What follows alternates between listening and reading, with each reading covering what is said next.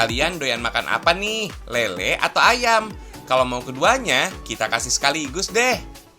Jangan anggap remeh ya, lele atau ayam yang ini tersaji berbeda fams, karena diolah dengan cara diasatkan. Kenalin nih, ini namanya mangut lele dan mangut ayam. Aromanya sedap banget, rasanya juga endul marendul. Duh, bikin ngiler deh. Suasana makan di sini juga nyaman banget loh, karena berada di outdoor atau di luar ruangan. Datang ke suatu tempat dengan sirkulasi udara yang baik, sangat dianjurkan loh fams ketika pandemi melanda. Kalau kalian mau menikmatinya, datang saja ke salah satu tempat makan yang memiliki suasana ala Inggris di abad ke-18. Namanya English Garden Fams. Lokasinya ada di daerah Ciledug, Kota Tangerang, Banten. Nggak cuma makanan aja tuh, tempat yang sudah dibuka tahun 2017 ini terdapat koleksi tanaman yang keren. Misalnya bayam Brazil yang memiliki banyak manfaat. Selain itu juga ada aneka tanaman hias seperti anthurium atau gelombang cinta, begonia, serta monstera alias janda bolong. Adanya pekarangan Rinati ini diawali dari pemiliknya yang memiliki hobi bercocok tanam di balkon rumah fams. Kemudian tanaman ini semakin berkembang. Oh iya, nama Rinati diambil dari bahasa Italia yang artinya lahir lagi.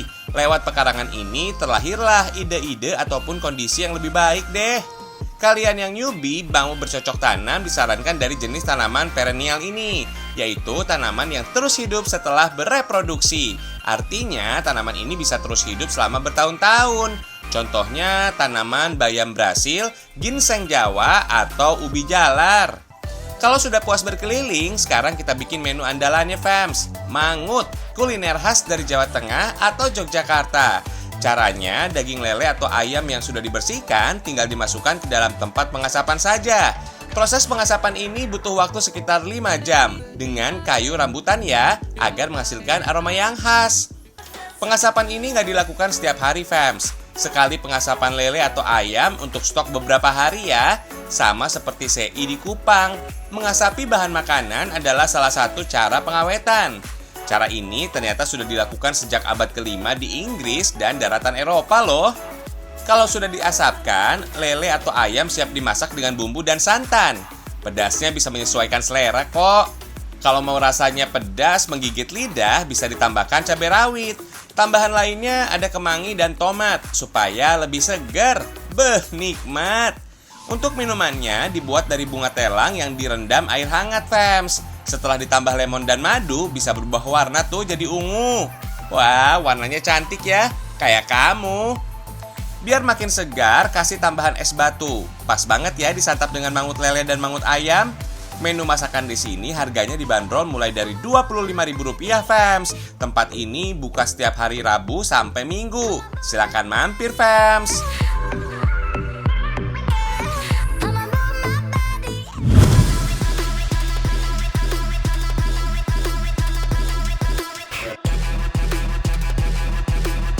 Kasih 2 jempol deh buat pengrajin Nusantara fams. Aneka kerajinan unik dan menarik nggak pernah gagal dibuat mereka fams. Selalu berhasil.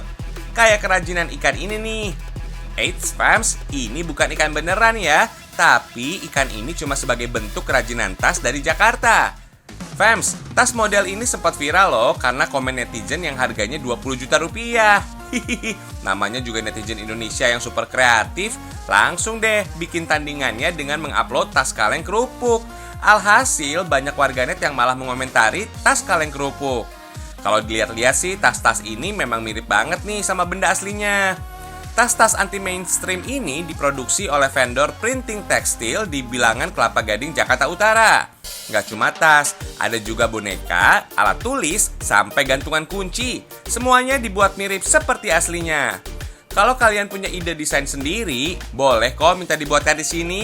Mesin digital printing ini produksinya bukan hitungan jumlah, tapi ukuran produknya fams. Kuy, kita lihat proses produksinya. Desain produk dibuat dengan komputer fams. Sesuaikan dengan ukuran cetakannya ya. Minimum cetak ukuran 160 x 200 cm fams. Kemudian desain lanjut dicetak ke transfer paper yang akan disublim ke kain-kain yang akan dijadikan produk-produk kece ini. Menurut Yohanes, disinilah letak keunggulan produk mereka fams. Habis dari kertas baru di press kain gitu. Jadi secara hasil dan ketahanan pun lebih tahan karena dari kertas, dari desain dari tintanya itu sudah disuntik ke kain itu sendiri. Fams, ada beberapa jenis kain yang bisa digunakan untuk tas nyentrik ini, termasuk jenis kain polyester. Tapi kali ini kain yang digunakan adalah kain kanvas. Tinta yang dipakai untuk mencetak khusus bahan tekstil ya, jadi aman untuk kulit bayi sekalipun. Setelah motif ditransfer, kain lanjut ke proses konveksi. Potong kain sesuai pola desain yang dicetak, Fams. Berbeda dengan produk konveksi lainnya yang memakai pola terpisah, produk yang sudah dicetak dengan digital printing ini sudah memiliki pola, Fams. Jadi potongan tinggal mengikuti pola kain aja deh. Kain kemudian dijahit dan digabungkan, serta dibentuk sesuai rancangan. Jangan lupa detail bagian dalam, Fams, biar makin kayak daging ikan. Hihihi. Proses produksi barang-barang dari sini rata-rata bisa selesai dalam 3-7 hari. Semuanya tergantung dari tingkat kerumitan desain. Setiap bulan, omset rata-rata tas unik ini bisa mencapai 4-50 juta rupiah loh. Menggiurkan ya, Fams. Produk anti-mainstream ini dibanderol mulai harga Rp50.000. Pembelinya menyebar hampir di seluruh Indonesia, bahkan sampai ke negara tetangga seperti Singapura, Malaysia, sampai Brunei Darussalam. Bentuk ikan ini dipilih karena tidak rumit dalam pengerjaannya. Jumlah varian ikan di dunia juga banyak banget. Paling enggak ada sekitar 40.000 spesies ikan di dunia. Jadi nggak akan mati ide deh. Hihihi. Tapi baru ada sekitar 20 lebih jenis ikan yang sudah dibikin. Jumlah ini nggak termasuk produk bentuk lain ya.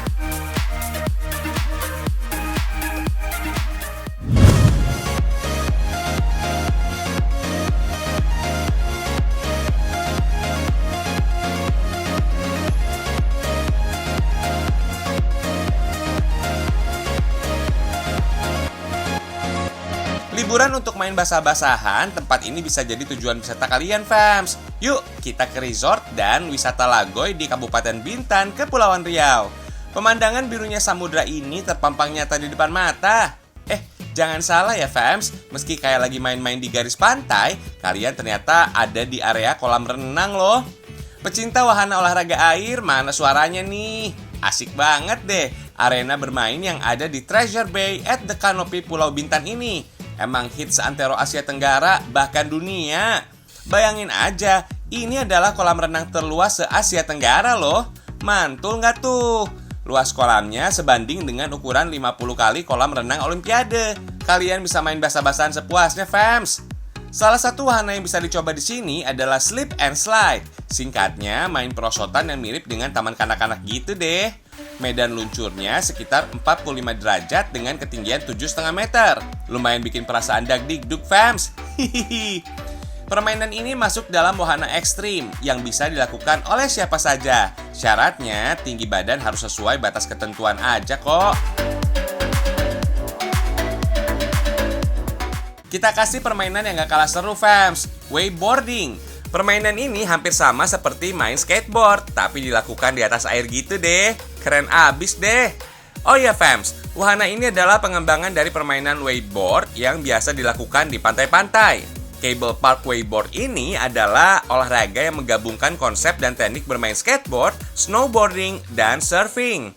Eits, Cable Park Wakeboard ini nggak perlu pakai tantangan ombak besar buat pacu adrenalin, Fams. Cukup mengatur kecepatan dari kabel yang dioperasikan oleh operator aja. Level olahraga air ini juga bisa disesuaikan dengan kemampuan kita kok.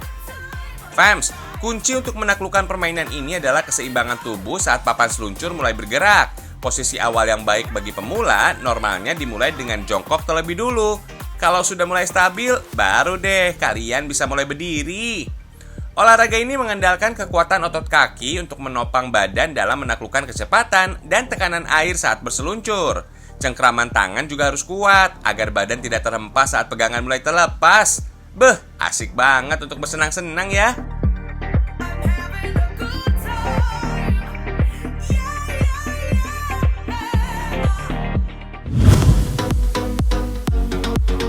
Indonesia nggak cuma kaya dengan wisata dan budayanya aja, tapi kaya juga dengan beragam kue tradisional. Kalian pernah nyobain kue lumpur? Kalian bisa jumpai jajanan ini di pasar tradisional seantero negeri loh.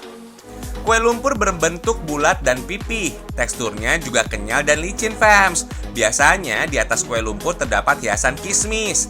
Tapi kudapan yang satu ini beda karena memiliki beberapa topping yang bisa kalian pilih.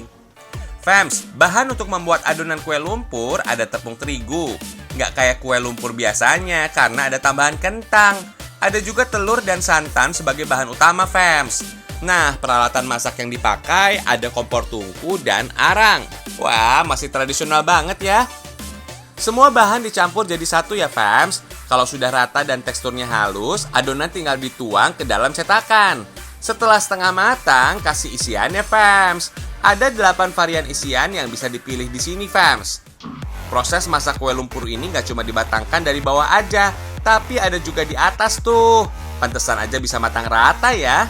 Nggak cuma rasa original aja, tapi ada juga si hijau rasa pandan. Isiannya juga ada nangka, fams. Bahkan ada juga kue lumpur mocha sampai durian tuh. Wah, bisa jadi kalap nih makannya. Hahaha.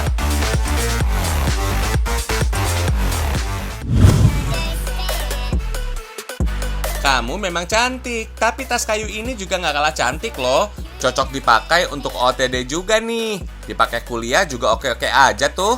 Buat ke kantor tetap keren. Kalau kencan juga nggak bakal malu-maluin deh. Hihihi.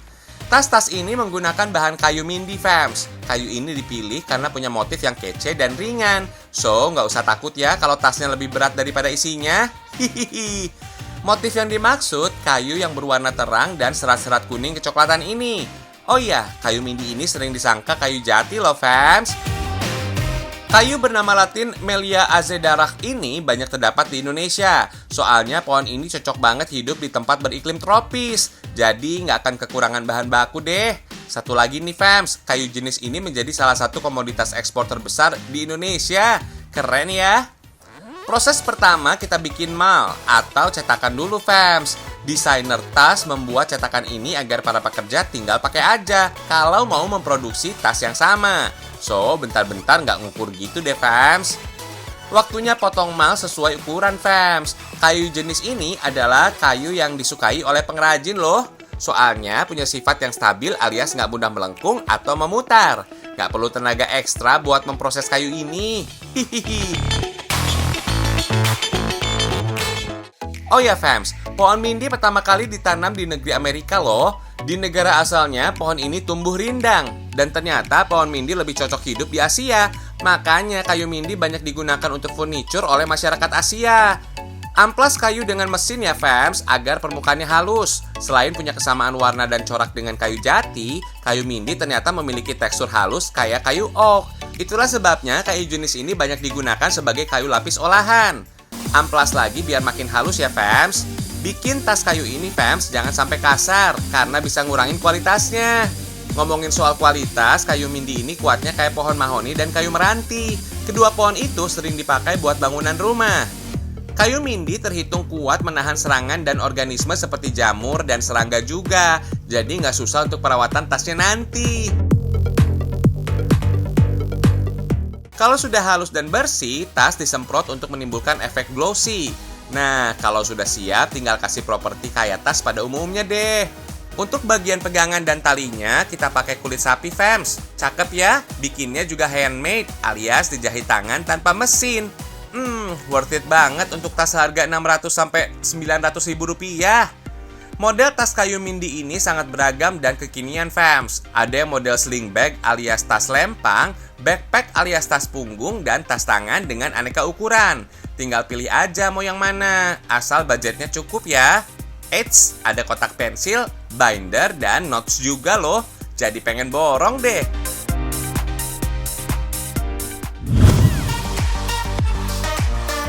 Perut udah kenyang nih, waktunya geser ke Pantai Hiu, fams. Jangan panik gitu cuma namanya aja kok. Di sini nggak ada hiu beneran kok. Tempatnya cantik abis. Selain indah, pantai di Kecamatan Kelumbayan, Lampung ini juga menawarkan olahraga ekstrim loh, fams. Dijamin bikin adrenalin kalian tertantang. Kalau mau kesini, kalian harus menempuh perjalanan yang cukup ekstrim.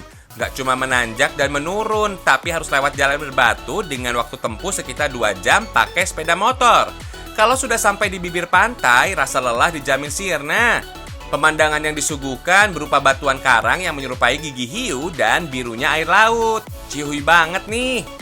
Pantai di sini nyambung langsung ke Samudra Hindia, fams. Jadi ombaknya juga nggak woles nih. Tenang, fams, kita nggak main ombak kok. Tapi kita bakalan olahraga di puncak karang.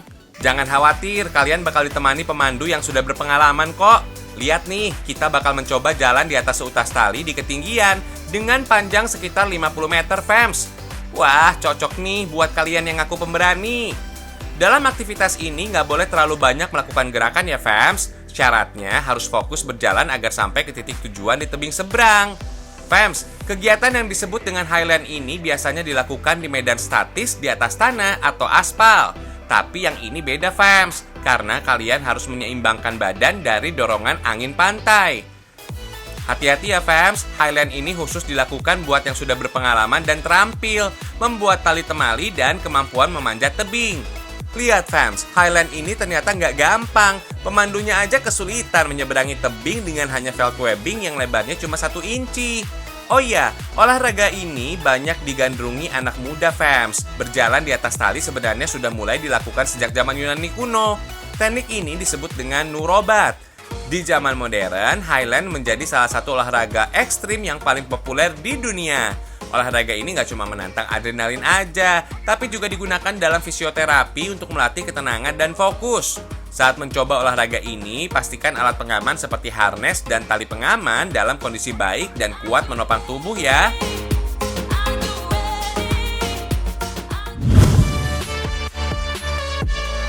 Kalau biasanya dibuat dari kentang, perkedel yang satu ini dibuat dari rajungan loh. Sajian yang kaya protein ini bisa dijadikan camilan, fams. Kalau mau dimakan pakai nasi, boleh juga kok. Kudapan ini asalnya dari Pulau Belitung, fams. Bahan utamanya rajungan, fams. Itu loh, hewan laut yang memiliki capit. Untuk bumbunya ada bawang putih halus, telur, dan bumbu dapur sederhana lain. Kudapan ini nggak ada tambahan tepung sama sekali. Dalam pembuatannya, rajungan direbus sampai cangkangnya berubah warna. Terus pisahin daging dari cangkangnya deh. Oh iya, cangkang rajungan mengalami perubahan warna karena pigmen bernama astaxanthin yang nggak bisa mengalir bebas. Nah, saat rajungan terkena suhu tinggi, pigmen ini bereaksi pada panas dan terlepas. Itulah yang bikin struktur kimia tubuh mereka berubah, fams. Kalau sudah rata, adonan kepiting tinggal dicetak dengan cangkang rajungan, fams. Sebelumnya, cangkangnya dibersihkan dulu biar nggak bau amis. Prosesnya juga masih sama kayak perkedel. Lumuri telur agar adonannya nggak ambyar ya. Terus cemplungin ke minyak yang super panas. Ingat, jangan langsung diaduk biar dagingnya nggak rontok dan terlepas dari cangkang. Setelah adonan berubah warna, artinya perkedel rajungan langsung diangkat tuh. Satu buah perkedel rajungan ini harganya Rp8.000 hingga Rp10.000, fams. Oh iya, rajungan dan kepiting berbeda loh, fams. Rajungan hanya bisa hidup di kedalaman laut. Cangkangnya juga memiliki motif totol-totol seperti macan. Sedangkan kepiting biasa hidup di lumpur. Cangkangnya juga berwarna gelap dan polos. Tapi hewan ini juga memiliki kesamaan loh, terutama pada kakinya yang berjumlah 10, fams. Kedua hewan ini juga jalannya miring, fams, disebabkan kaki mereka yang ada di kanan dan kiri tubuh. Jadinya lebih terbatas deh. Hihihi.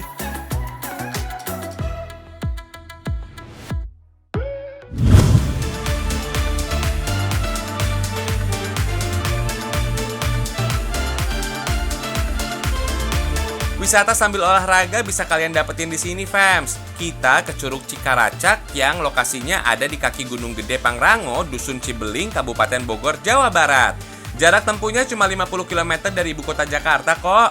Untuk sampai ke Curug, kita harus menempuh jalur trekking sambil menikmati pemandangan alam.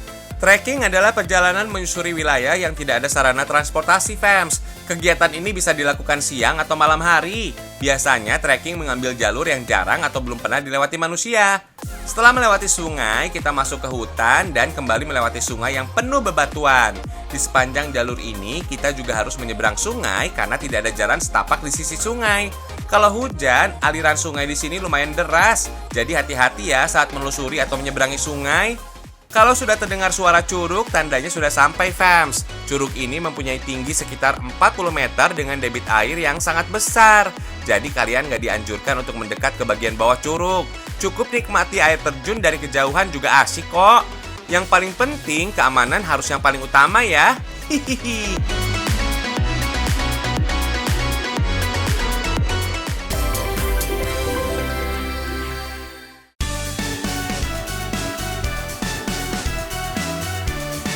Jadi bangga deh, ternyata sajian tradisional bisa mengikuti zaman ya.